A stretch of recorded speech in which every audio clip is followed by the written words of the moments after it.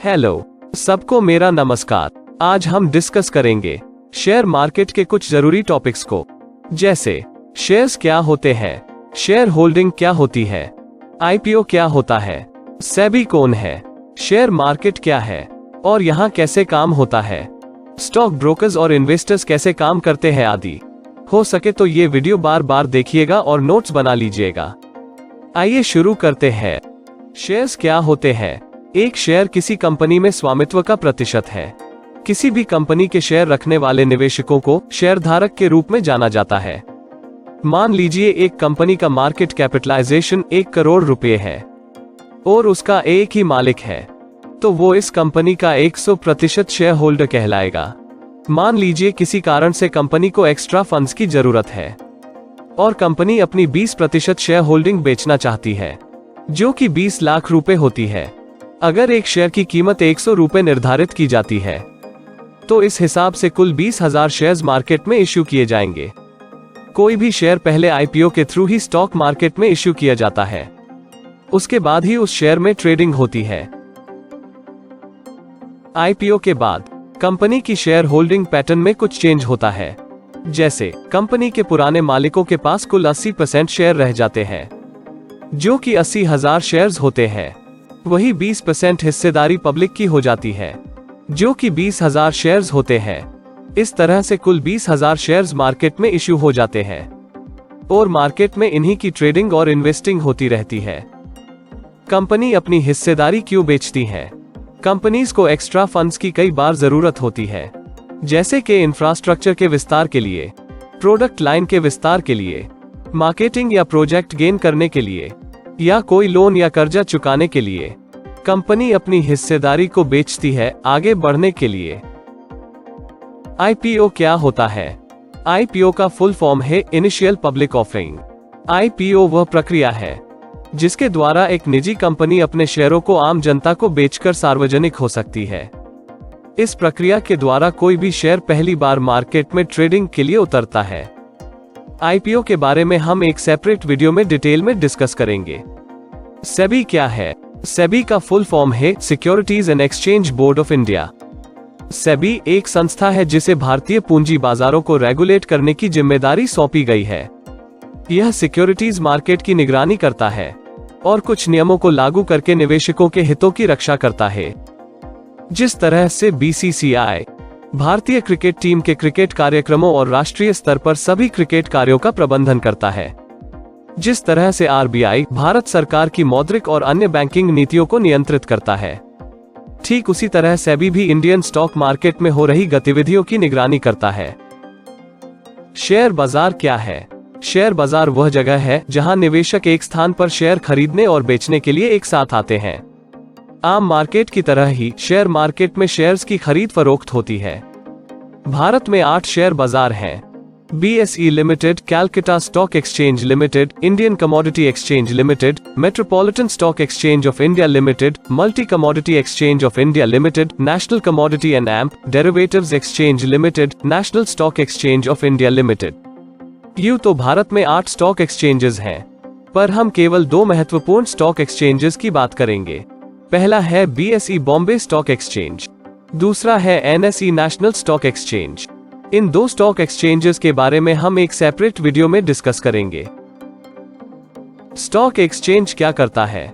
Stock exchange निवेशकों को company के इक्विटी शेयर जारी करके कंपनी की पूंजी या धन जुटाने में मदद करता है। स्टॉक एक्सचेंज एक ऐसी जगह है जहां इन्वेस्टर्स और स्टॉक ब्रोकर्स एक साथ मिलकर शेयर्स की खरीद फरोख्त करते हैं। क्या स्टॉक एक्सचेंज खुद इन्वेस्टर्स को खोजता है? नहीं, वे स्टॉक ब्रोकर के माध्यम से इन्वेस्टर्स को ढूंढते हैं। स्टॉक ब्रोकर कौन है? एक स्टॉक ब्रोकर, जिसे ब्रोकर के रूप में भी जाना जाता है।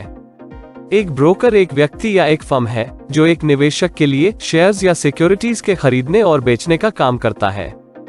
वे मध्यस्थ के रूप में काम करते हैं और वे लेन देन पर ब्रोकरेज लेते हैं। 5paisa.com, Upstox, angel broking, Zerodha, ये कुछ स्टॉक ब्रोकर्स फर्म्स है। आजकल ये स्टॉक ब्रोकर्स अपने क्लाइंट्स को ऑनलाइन ट्रेडिंग करने की काफी बढ़िया सुविधाएं देते हैं। स्टॉक ब्रोकर्स के बारे में हम एक सेपरेट वीडियो में डिटेल में डिस्कस करेंगे। आइए एक बार समराइज कर लेते हैं। जब भी किसी कंपनी को फंड्स की जरूरत होती है तो वो अपनी कंपनी की कुछ हिस्सेदारी बेच देती है। स्टॉक मार्केट ऐसा करने के लिए कंपनी की मदद करता है। इन्वेस्टर जो कि एक बड़ी कंपनी की हिस्सेदारी पहले नहीं खरीद पाता था, वो अब शेयर्स खरीद कर ऐसा कर सकता है। पर क्योंकि इन्वेस्टर डायरेक्ट सौदा नहीं कर सकते, इसलिए ये सब स्टॉक ब्रोकर्स के थ्रू किया जाता है। याद रहे, सेबी सारी गतिविधियों को नियंत्रित करता है। आइए एक बार फिर समझ लेते हैं। जब भी किसी कंपनी को फंड्स की जरूरत होती है और वो अगर बैंक के पास जाती है तो बैंक उसे फंड्स तो दे देती है, पर बदले में कंपनी को ब्याज देना पड़ता है, जो कई बार बहुत ज्यादा रेट पर होता है और अंत में कंपनी को एक दिन पैसा ब्याज समेत लौटाना पड़ता है, जो कि कई बार कंपनी के हित में नहीं होता। वहीं दूसरी ओर, जब भी किसी कंपनी को फंड्स की जरूरत होती है और वो पब्लिक में शेयर्स इश्यू करती है तो उसे फंड्स मिल जाते हैं और बदले में ब्याज देने की कोई जरूरत नहीं पड़ती और न ही कंपनी को पैसा लौटाने की जरूरत पड़ती है, जो कि हमेशा कंपनी के लिए फायदे का सौदा होता है। अब आप सोच रहे होंगे, अगर इन्वेस्टर को ब्याज नहीं मिलता तो उसे क्या मिलता है और उसे इन्वेस्ट करने की क्या जरूरत है। इसे एक उदाहरण से समझते हैं। मान लीजिए एक कंपनी की मार्केट कैपिटलाइजेशन 5 करोड़ रुपए है और कंपनी को 20% हिस्सेदारी बेचनी है, जो कि 1 करोड़ रुपए होती है। अगर एक शेयर की कीमत 100 रुपए निर्धारित की जाती है तो इस हिसाब से कुल 1 लाख शेयर मार्केट में इश्यू किए जाएंगे। मान लीजिए मिस्टर ए ने इस कंपनी के 1000 शेयर्स खरीद लिए, जिसकी कीमत कुल 1 लाख रुपए होती है। इस प्रकार से मिस्टर ए ने कंपनी में शेयर होल्डिंग खरीदी। शेयर्स इश्यू होने के बाद अब कंपनी के पास 80% शेयर होल्डिंग बाकी रही। वही पब्लिक के पास 20% शेयर होल्डिंग अलॉट हो गई, क्योंकि मिस्टर ए के पास कंपनी के 1000 शेयर्स है। इस हिसाब से वो कंपनी का 0.2% शेयर होल्डर कहलाएगा। मान लीजिए कंपनी नेक्स्ट ईयर 10% से ग्रो करती है। अब कंपनी की मार्केट कैपिटलाइजेशन 10% बढ़कर 5.5 करोड़ हो जाएगी। इस प्रकार 100 रुपए का शेयर बढ़कर 110 रुपए हो जाएगा। याद रहे, मार्केट में कुल शेयर्स अब भी 1 लाख ही रहेंगे। मिस्टर ए जिसने 1000 शेयर्स लिए थे, उसे प्रति शेयर 10% यानी 10 रुपए का मुनाफा हुआ।